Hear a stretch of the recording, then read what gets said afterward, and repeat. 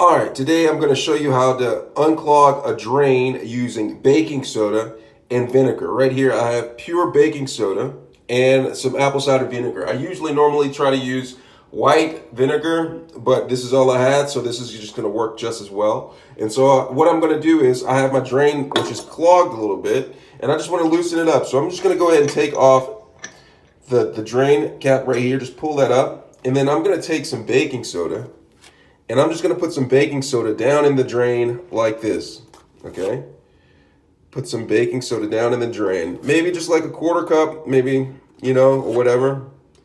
Just put it down in the drain. Not too much. You don't need a whole lot, but just some. And so I have some down in the drain like that. And I'm going to zoom in. I'm going to take the vinegar, and I'm going to pour the vinegar down in the drain. So I'm going to zoom in a little bit. And this is how it does it. All right, so I'm going to take the vinegar and pour about a quarter cup, half a cup down in there. And just let that fizzle up and just let it do what it does for a while, for about a minute, and just let it keep on bubbling up. You see right there, it's breaking down what's the stuff that's in there, and that should clear the drain up. Now, if you have hair down in there, it will not do anything to the hair, but it really helps without the gunk.